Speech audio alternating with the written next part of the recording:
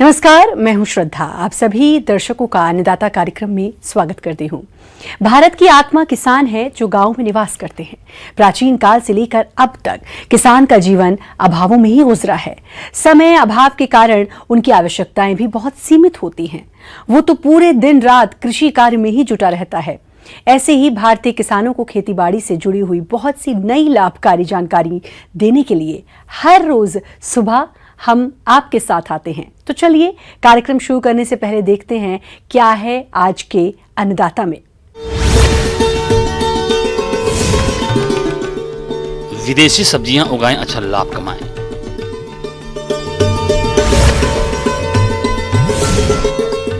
चने की फसल से अधिक उपज लेने के लिए करें जरूरी कार्य।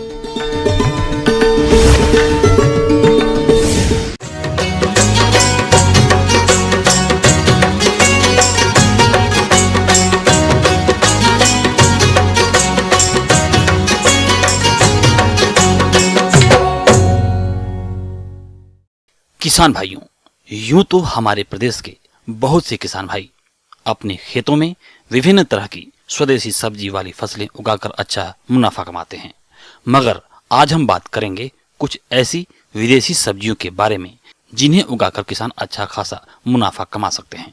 तो कौन कौन सी हैं ये विदेशी सब्जियां और किस तरह से इन सब्जियों की खेती करें, इसके बारे में बता रहे हैं डॉक्टर देवेंद्र मेहता।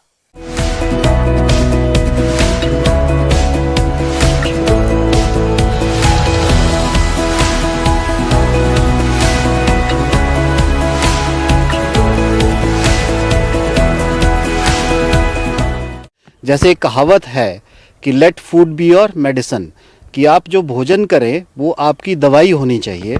तो ये जो कहावत है ये विदेशी सब्जियों के ऊपर बड़ी खरी उतरती है, क्योंकि ये विदेशी सब्जियों में कुछ ऐसे कंपाउंड होते हैं जो हमें अलग अलग तरह की जो आजकल बीमारियां हैं उसको होने से बचाते हैं। विदेशी सब्जियों का बाजार दिन प्रतिदिन बढ़ता जा रहा है। इसका सबसे बड़ा कारण है कि ये सब्जियां कम जमीन में पैदा कर किसान इनसे अधिक मुनाफा ले सकते हैं। खासकर जिन किसानों के खेत शहरों के आसपास हैं, उनके लिए अधिक फायदेमंद है। तो वह कौन कौन सी विदेशी सब्जियां हैं और इनकी खेती किसान कब करें, आइए इन सभी पहलुओं पर जानकारी लेते हैं। तो हम सबसे पहले बात करेंगे ब्रोकली के बारे में, जो इस एक्सोटिक वेजिटेबल की सबसे प्रमुख फसल है। अगर ब्रोकली की हम बात करें तो ये एक फूल गोभी की तरह की ही एक फसल है, जिसके जो बंद होते हैं, कर्ड जिसको हम कहते हैं, वो हरे रंग के होते हैं या पर्पल रंग के होते हैं। और सबसे बड़ी बात हम आज के विषय में कहें तो ब्रोकली हमारे स्वास्थ्य के लिए बहुत अच्छी होती है। ये हमें कैंसर होने से बचाती है। एक सर्वे आया कि अगर हम ब्रोकली को अपने भोजन में शामिल करें तो 30% चांस कम हो जाते हैं कि हमें कैंसर हो। ठीक है जी। और ब्रोकली की पैदावार हम ऊंचे पर्वतीय क्षेत्र से लेके मध्य पर्वतीय क्षेत्र से लेके निचले पर्वतीय क्षेत्र से लेके प्लेन तक हम इसकी पैदावार कर सकते हैं, लेकिन लगाने का अलग अलग समय है। जैसे हम बात करें प्लेन में इसकी फसल जो है सितंबर में के आसपास लग जाती है और दिसंबर के आसपास इसकी पैदावार होती है और मार्केट में जाती है। अब निचले पर्वतीय क्षेत्र में भी लगभग यही समय रहता है। अब मध्य पर्वतीय क्षेत्र की हम बात करें तो मध्य पर्वतीय क्षेत्र में हम इसको ज़्यादातर अक्टूबर या नवंबर के महीने में लगाते हैं और फरवरी और मार्च के महीने में इसकी हम कटाई करते हैं। उस समय में इसका रेट बड़ा अच्छा मिलता है, 30 से 50 रुपये किलो के आसपास ये मार्केट में बिकती है और अच्छी पैदावार किसान ले सकते हैं। इसी तरह से अगर हम ऊंचे पर्वतीय क्षेत्र की बात करें, जिन क्षेत्रों के लिए बहुत अच्छी फसल है, ऊंचे पर्वतीय क्षेत्र में हम इसको मार्च और अप्रैल में खेतों में लगाते हैं और मई और जून में इसकी फसल हमें मिलती है। और मई और जून के महीने में हिंदुस्तान के किसी भी कोने से ब्रोकली की उत्पादन नहीं किया जा सकता है और ज़्यादातर इस समय में इसकी जो कीमत रहती है वो 60 से 80 रुपये किलो के बीच में रहती है। और उसके बाद हम इसमें एक ध्यान रखने वाली बात है, क्योंकि इसका जो कर्ड होता है एकदम से खुल जाता है, तो हम इसका जो कटाई होती है वो बड़े सही समय पे हो। जैसे फूल गोभी में हम थोड़ी देर रुक जाते हैं, लेकिन इसकी कटाई बिल्कुल सही समय पे होनी चाहिए और मार्केटिंग में भी 2 या 3 दिनों में ये कंज्यूमर तक पहुंच जानी चाहिए। नहीं तो ये इसकी जो स्टोरेज है वो एक बहुत कम है। इसलिए ज़्यादातर किसानों से ये अनुरोध है कि इसको सही समय पर इसकी कटाई करें और सही समय पर इसको मार्केट में पहुंचा दें। इसी तरह जो दूसरी इम्पॉर्टेंट सब्जी है उसकी हम बात करेंगे, वो है रेड कैबेज। ज़्यादातर जो कंज्यूमर है वो बंद गोभी को हरे रंग के तौर पे जानते हैं, लेकिन लाल बंद गोभी भी अब मिलती है। इसी तरह से जैसे हमने ब्रोकली की बात की कि उसमें कुछ कंपाउंड है जो आपको बीमार होने से बचाते हैं, इसी तरह से रेड कैबेज की अगर हम बात करें तो एक कंपाउंड एंथोसाइनिन जिससे इसका बैंगनी रंग होता है वो इसमें होता है, वो भी आपको बीमारी होने से बचाता है। और इस बंद गोभी को हम सलाद के तौर पे, हम इसको पका नहीं सकते क्योंकि इसका छिलका बहुत मोटा होता है, और सलाद के तौर पे हम इसका यूज़ करते हैं। इसका समय और उत्पादन बिल्कुल बंद गोभी की तरह है, यानी कि जिस समय पे मैंने कहा कि ब्रोकली हम लगा सकते हैं, उस सेम समय पे हम लाल बंद गोभी भी उन क्षेत्रों में लगा सकते हैं, और इसकी पैदावार हम प्लेन से लेके ऊंचे पर्वतीय क्षेत्रों तक कर सकते हैं। इसी तरह से इस तीसरी जो विदेशी सब्जी की हम बात करें, जो अभी इतने ज़्यादातर लोग इसको जानते नहीं हैं, वो है केल, जिसको हम करम साग के नाम से भी जानते हैं, जिसके हम पत्ते सब्जी के तौर पे कुक करते हैं। और ये इसमें भी, क्योंकि ये भी गोभी ग्रुप की ही एक फसल है, तो इससे भी हमारे जो स्वास्थ्य के लिए बहुत अच्छी है। इसका उत्पादन का समय, लगाने का समय प्लेन से लेके वही बिल्कुल सेम है जो आपका ब्रोकली का है, क्योंकि ये भी आप समझिए कि उसी ग्रुप की एक फसल है। इसी तरह से चौथी विदेशी सब्जी जिसका उत्पादन विश्व में काफ़ी ज़्यादा होता है और सलाद के तौर पे इसको खाया जाता है, वो है लेट्यूस। लेट्यूस हरे रंग का भी होता है और लेट्यूस पर्पल रंग का भी होता है, तो इसको हम सलाद के तौर पे यूज़ करते हैं। और दुनिया भर में एक बहुत इम्पॉर्टेंट फसल है जिसको हम पॉली हाउस के अंदर उगाते हैं और बाहर भी उगा सकते हैं ऊंचे पहाड़ों में, और इसका मार्केट में काफ़ी अच्छा डिमांड रहता है। और जैसे हमने कहा कि मुनाफा किसान कितना कमा सकता है, तो ब्रोकली का जो मैंने आपको एस्टिमेट बताया कि 50 से 60 हज़ार रुपये के बीच में इन किसी भी सब्जी को लगा के प्रति बीघा के हिसाब से कि एक किसान आराम से इससे अपना उत्पादन ले सकता है। हमारे जो किसान भाई इन विदेशी सब्जियों के लाभों को देखते हुए इनकी खेती करना चाहते हैं, तो वह किस तरह से करें इनकी खेती, आइए जानते हैं। इसका खेत की जो तैयारी करनी है वो बिल्कुल वैसी है जैसे फूल गोभी की करनी है, और बीज इसका हमारे विश्वविद्यालय से भी आपको मिल सकता है। इसी तरह आजकल काफ़ी प्राइवेट कंपनियां भी मार्केट में बीज सप्लाई कर रही है, वहाँ से भी आप बीज ले सकते हैं। अब हम इन विदेशी सब्जियों के काश्त के बारे में थोड़ा सा आपसे बात करेंगे कि कितनी दूरी पे इसको लगाना है। जैसे हम कहें ब्रोकली, रेड कैबेज, इसको हम 1.5 फुट बाई 1.5 फुट के डिस्टेंस में लगाते हैं, यानी कि 45 सेंटीमीटर बाई 45 सेंटीमीटर। और ज़्यादातर हम केल भी और लेट्यूस भी 45 सेंटीमीटर बाई 45 सेंटीमीटर पर ही लगाते हैं।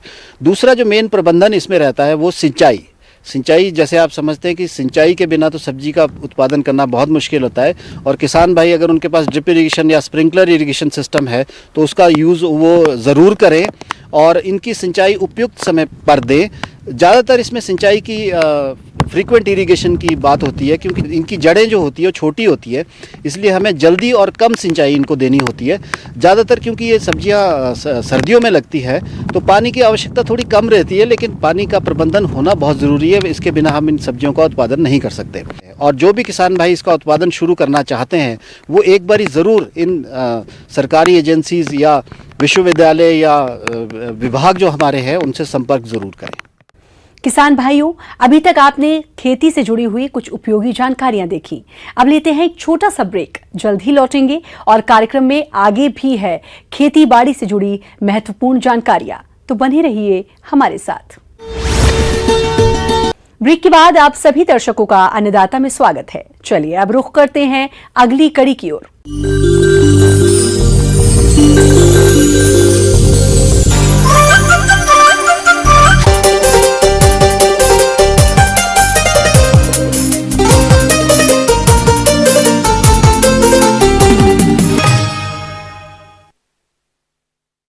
प्रदेश के जिन किसान भाइयों ने चने की बुआई कर रखी है, वे अपनी फसल में कुछ जरूरी कार्यों जैसे सिंचाई, कीट रोग नियंत्रण करें, तभी इस फसल से आने वाले दिनों में अधिक पैदावार मिलेगी। तो किसान भाइयों, चने की फसल में इस समय कौन कौन से कार्यों को करें, इसके बारे में जानकारी दे रहे हैं कृषि विज्ञान केंद्र गुनेडा के सस्य वैज्ञानिक डॉक्टर राम प्रताप यादव। आज अपन चने की फसल में जो है प्रबंधन के बारे में चर्चा करेंगे। चने की फसल में क्रांतिक अवस्थाओं पर सिंचाई करने से पैदावार अधिक मिलती है। बुआई के 20 से 30 दिन बाद खेत में हल्की सिंचाई करनी चाहिए, जिसके बाद आवश्यकता अनुसार सिंचाई करनी चाहिए। किसान भाइयों, फसलोत्पादन में खरपतवारों की समस्या आम सी हो गई है। चने की फसल में खरपतवारों की समस्या ना हो, इसके लिए खेत में निराई करनी चाहिए, जिसमें पहली निराई 25 से 30 दिनों पर करनी चाहिए और दूसरी निराई 45 से 55 दिनों पर करके खरपतवारों को निकाल देना चाहिए। ऐसा करने से फसल की बढ़वार अच्छी होती है। किसान भाई ध्यान दें कि अगर चने की निपिंग या तुड़ाई हो जाए तो क्या होगा कि उसमें फुटान ज़्यादा होता है, और फुटान ज़्यादा होने से जितनी ज़्यादा फुटान होगी उतनी ही ज़्यादा आपकी पोड्स यानी कि उसकी फली बनेंगी और पैदावार निश्चित रूप से बढ़ेगी। इसके साथ ही एक चीज़ और रहती है कि चुटाई करने से, निपिंग करने से फसल की बढ़वार ज़्यादा नहीं हो पाती है। ज़्यादा बढ़वार नहीं होगी तो कीड़े मकोड़ों को छुपने की जगह नहीं मिलती है। कीड़े मकोड़े छुपने की जगह नहीं मिलेगी तो हमारी फसल भी रोगग्रस्त नहीं हो पाती है। इसलिए किसान भाइयों से अपील की जाती है कि चने की चुटाई का कार्य भी आवश्यक रूप से करवा लें, ताकि उसमें फुटान अधिक होगा और अधिक पैदावार मिलेगी। चने में काली जड़ की बीमारी लगती है, जो कि ट्राइकोडर्मा अपना एक फफूंदनाशी है, मित्र फफूंद है। उससे 1 किलो ट्राइकोडर्मा 30 से 40 किलो गोबर की खाद में मिला करके और पानी देने से पहले 1 बीघा पक्की में बुरक दें और उसके बाद सिंचाई करेंगे तो अपने जो काली जड़ की बीमारी होती है वो बिल्कुल खत्म हो जाएगी। आज के समय में कोई भी फसल कीट व रोगों के प्रकोप से अछूती नहीं है।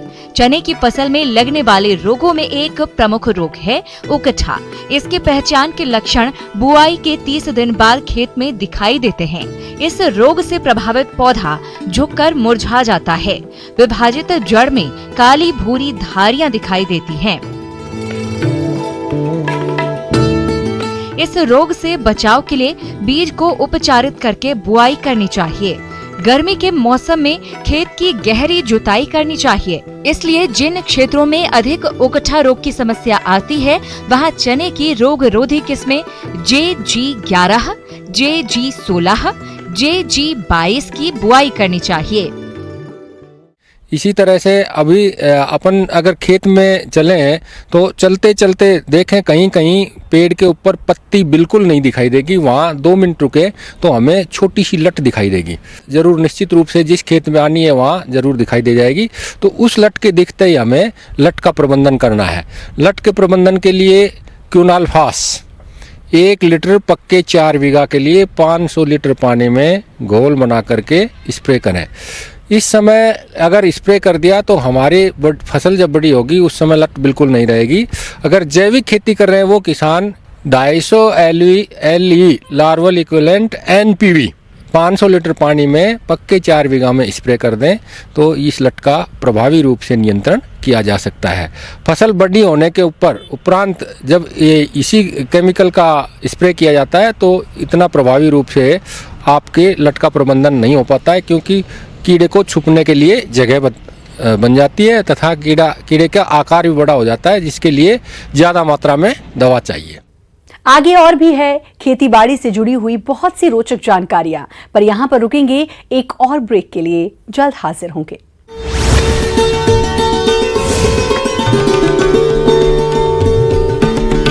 मौसम के अनुसार प्रबंधनों पर ही टिकी है आपकी खेतीबाड़ी, इसलिए मौसम पूर्वानुमान और उस पर आधारित साप्ताहिक कृषि सलाह इस प्रकार है।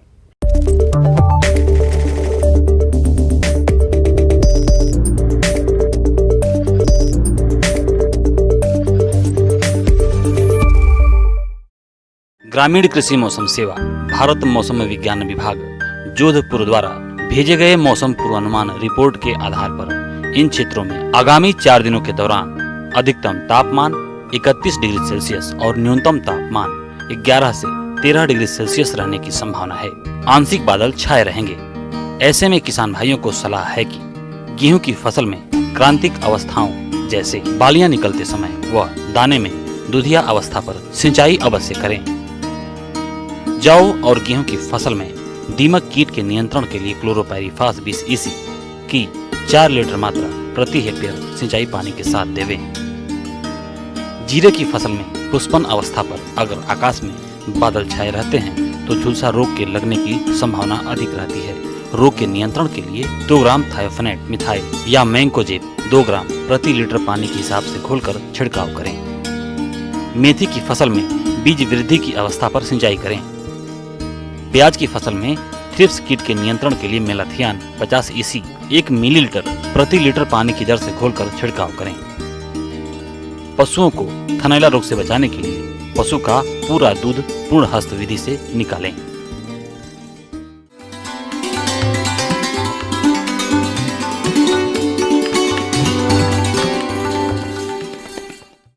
अन्नदाता हेल्पलाइन निशुल्क फोन संपर्क सेवा के माध्यम से आपके द्वारा पूछे गए प्रश्नों में से 1 या 2 महत्वपूर्ण प्रश्न को हम अपने कार्यक्रम में शामिल करते हैं। इसी के तहत आज का चयनित प्रश्न और उसका जवाब इस प्रकार है। आज की अन्नदाता हेल्पलाइन में हमने जिस प्रश्न को शामिल किया है उसे पूछा है कुशलगढ़ जिला बांसवाड़ा के राम सिंह ने। आपने वानिकी वृक्षों की नर्सरी तैयारी के बारे में तकनीकी जानकारी चाहिए है, तो इसके लिए देखिए कार्यक्रम का यह अंश। नर्सरी या पौधशाला वो स्थान है जहां बीज की बुवाई, पौधों को तैयार करना, तैयार पौधों की देखभाल और उन्हें रोपण के लिए स्थान उपलब्ध कराना होता है। सामान्य तौर पर नर्सरी में फल, फूल, सब्जी, औषधीय और वानिकी पौधों को तैयार किया जाता है। सबसे पहले इसमें करना क्या है, सीड को कलेक्शन ही सबसे बड़ी बात है। कलेक्शन के पहले सबसे पहले स्मार्ट पेड़ को चुना जाता है। जैसे कि हम लोग नहीं करते हैं, कोई बच्चा पेड़ नहीं, बूढ़ा पेड़ नहीं, टेढ़ा मेरा पेड़ नहीं, देखने में एकदम स्मार्ट हो, टेढ़ा मेरा नहीं हो, मेन स्टेम ऊपर जो उससे से उसका कलेक्शन करना चाहिए, जिसको हम लोग प्लस ट्री कहते हैं। तो अभी तक पॉपुलर कटिंग और ETP लगा सकते हैं। इसके अलावे है जो महोगनी है, सागवान है, सहजन है, फूलझारू हुआ, नीम का भी समय आ रहा है, बांस का भी है, डिफरेंट बांस का भी कटिंग को लगा सकते हैं। इसके बाद जामुन है। इस तरह के सीड को कलेक्शन किया सकता है। सब सीड कलेक्शन करके पहले उसको सुखाकर ग्रेडिंग कर लेते हैं। ग्रेडिंग करके छांट के उसको हम लोग ट्रीटमेंट करेंगे। ट्रीटमेंट में क्लोरोपाइरिस बहुत जरूरी है। क्लोरोपाइरिस 2 मिनट 5 मिनट या जीरम या थीरम से उसको ट्रीटेड करके तभी लगाना चाहिए। कटिंग की भी जहाँ तक बात है, चाहे कटिंग पॉपुलर हो या कोई बांस हो या एनी अदर हो, उसमें भी उपचारित किया जाता है। जैसे क्लोरोपाइरिस 2 ml पर लीटर के रेट से उसमें 2-4 मिनट 5 मिनट मैक्सिमम 5 मिनट उसे उपचारित कर ही के लगाना चाहिए, ताकि ये इन्फेक्शन और जो फंगल और इंसेक्टिसाइडल का जो रहता है उसमें इस तरह से किल होता है, फ्रेश हो जाता है। नर्सरी या तो आप खुले प्रक्षेत्र या पॉली हाउस अथवा ग्रीन हाउस में तैयार कर सकते हैं। पॉली हाउस अथवा ग्रीन हाउस में पौधे लगाना खुले की अपेक्षा अधिक फायदेमंद होता है। सिंचाई निश्चित तापमान, आर्द्रता एवं नमी मिलने की वजह से साधारण रूप से उगाए गए पौधों की अपेक्षा गुणात्मक एवं परिणात्मक रूप से काफी बेहतर होते हैं। 1:1 रेशियो मिट्टी है, बालू है इसका और खाद FIM उसको मिक्स करके पॉलीथीन में लगा रेडी रख देना चाहिए और तब सीड डालना चाहिए। ट्रीटेड करके उपचारित कर ही मतलब उसमें डालना चाहिए। जमीन में भी सोइंग किया जा सकता है, लेकिन उतना इफेक्टिव नहीं होगा। उसको प्लांटेशन में थोड़ी दिक्कत होती है, इसीलिए वो पॉलीथीन में करने पर उसको आसानी से जहां आपको साइट में जहां लगाना है वहां पर आप लगाते हैं। पौधशाला हेतु उपलब्ध 4 इंच चौड़ाई और 10 इंच लंबाई की पॉलीथीन थैलियां लेकर 5 से 6 छिद्र कर लें। थैली के आधे भाग में 10 से 12 छिद्र हो जाएंगे।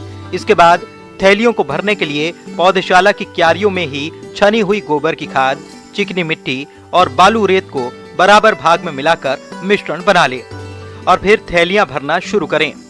थैलियां भरकर क्यारियों में सीधे रखें, जिससे छोटे पौधे कलम लगाने और पानी देने में आसानी होगी। साथ ही आप इनमें दूसरे पौधों को भी लगा सकते हैं। पॉलीथीन में लगे पौधे थोड़ा सा प्रबंध पर ध्यान रखना चाहिए, खासकर प्रबंध, टिकाऊ प्रबंधन, सस्टेनेबल मैनेजमेंट हम लोग कहते हैं। मतलब कि इंसेक्ट बहुत ज्यादा हो या प्रॉब्लम ज्यादा हो तो उस पर तभी ट्रीटमेंट करना चाहिए, केमिकल अदरवाइज नहीं। समय समय पर जैसे कि हम लोग नेट हाउस, पॉली हाउस में, मिस चेम्बर में हम लोग रखे हुए हैं, नहीं है तो कम से कम छांव में रखना चाहिए। हल्का मॉइस्चर मेंटेन करना चाहिए और उस पर हमेशा निगरानी रखना चाहिए कि इसकी मोटिलिटी हो नहीं रही है, सूख रहा है, किस कारण से, इस पर ध्यान रखना चाहिए। हमेशा वीड वगैरह या और भी तरह के जो है वो हमेशा निकालते रहना चाहिए, ताकि हमेशा मेंटेन रहे और इसको कोई बढ़ने में उसको कोई दिक्कत नहीं हो। समय समय पर फॉर्मेलिन या और भी क्लोरोपाइरिस से थोड़ा सा स्प्रेइंग कर देना चाहिए, हल्का फुल्का। जब इस तरह के कोई इन्फेक्शन या इन्फेस्टेशन अगर होता है तो उपचारित करना चाहिए। इस तरह से करने पर वैज्ञानिक ढंग से या ज़्यादा बेहतर होगा, किसान को बाद में मोर्टेलिटी नहीं होगा।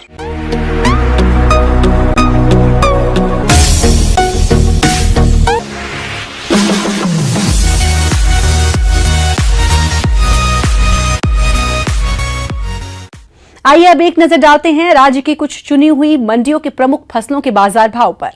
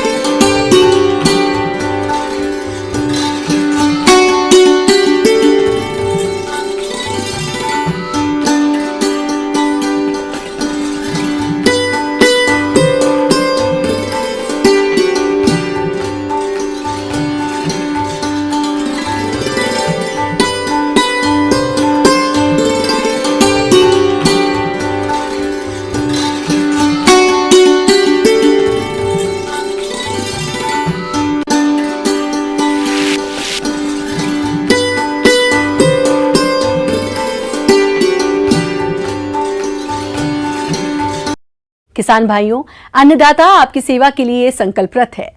कृषि संबंधित समस्या और सुझावों के लिए आप हमें इस पते पर संपर्क कर सकते हैं। प्रोड्यूसर अन्नदाता, news 18 Rajasthan, Ramoji film city, Hyderabad 501512। साथ ही आप हमें ईमेल भी कर सकते हैं। हमारी ईमेल आईडी है p18annadatarajasthan@nw18.com। इसके अतिरिक्त आप हमें निःशुल्क हेल्पलाइन नंबर 18004192 पर सोमवार से शनिवार सुबह 10 से शाम 4 बजे के बीच संपर्क कर सकते हैं।